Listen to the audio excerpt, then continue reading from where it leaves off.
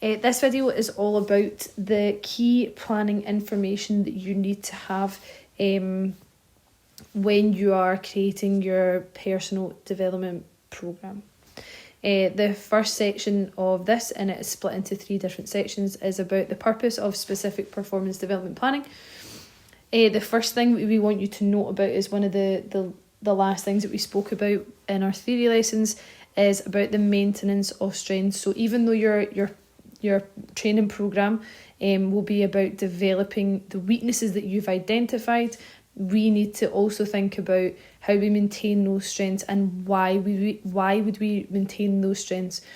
What are the benefits of maintaining those strengths throughout your training programme?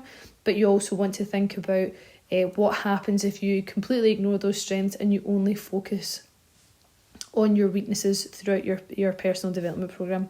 So the first thing we do is to think about and identify what your weaknesses are. And remember, you must identify those weaknesses from the data that you have collected. So you will have made a note from all of your data collection sheets, what area of that factor you need to work on the most. So if it was your GOS you were looking at, you're identifying the skill that you have identified as the weakest skill and is something that you need to work on. So you'll have a note of that within your folder. You need to know weaknesses and goals for each of the 4 factors that we've worked on. You then need to identify suitable approaches for those weaknesses.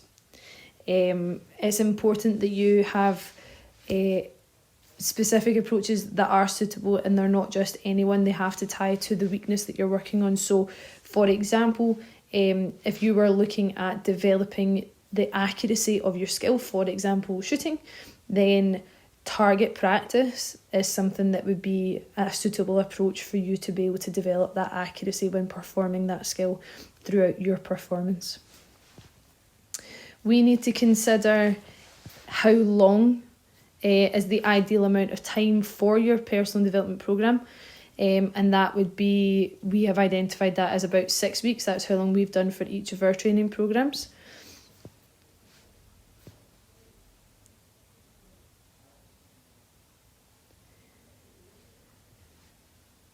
The next thing to consider is how many sessions a week is appropriate and ideal for you to be able to make improvements, to see improvements in your performance. So think about what we did. We did initially about 3 sessions per week. This was maybe more focused on our netball and football block in the very beginning. We then need to think about how long is the ideal session, and for us that was about 1 hour. You have to be able to explain why you did these things. Why is 6 weeks the ideal amount of time? Why is 3 sessions per week ideal? And why is 1 hour the ideal length of time per session? So remember, when we're answering explain questions, we are thinking about the point, the cause and the effect. Every time you see the word explain on your question paper, make sure you put PCE, or they might be asking you to evaluate the effectiveness of your training sessions or your training programme. And for that, we're thinking about identifying, then adding the value, and then giving your judgment. The second section of this video is about qualitative and quantitative data. It's important you know what the difference is between the two. Okay, so qualitative data is about your opinions. Okay, it's what you think about something, whereas quantitative data is giving you numbers, it's giving you a value, a percentage, or a time, okay, or a distance, a measurement. So it's a numbers, it's a facts based. So we need to know what these are, as well as the benefits and limitations of each of those types of data that you get from the variety of different methods that you have done. You need to be able to think about and understand, how did you identify those development needs? And what are your priorities for each factor? And those priorities are your areas of weakness. So for each of the 4 factors, what is your priority? What is it that you have identified that you need to work on the most?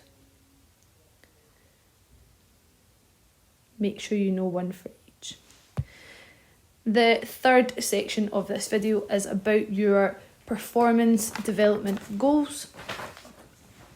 Okay, so the goals will be based on the information that you have collected when you're identifying and prioritising your performance development needs. So you will have short, medium and long-term goals. Those goals that you set for yourself will be SMART targets. Okay, we need to know the acronym is SMART. You need to know what each of the letters stand for. Okay, so as I said, you'll have short, medium and long-term goals for each of the factors. What are they? You need to have a goal that you can describe and give detail on for each of the 4 factors. We need to know, why do we set goals? There are 4 reasons. We did it in National 5.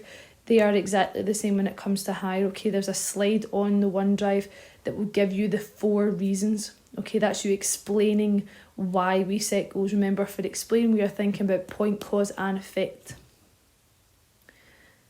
Okay, we also need to know that goal setting is a method of monitoring and evaluating our performance.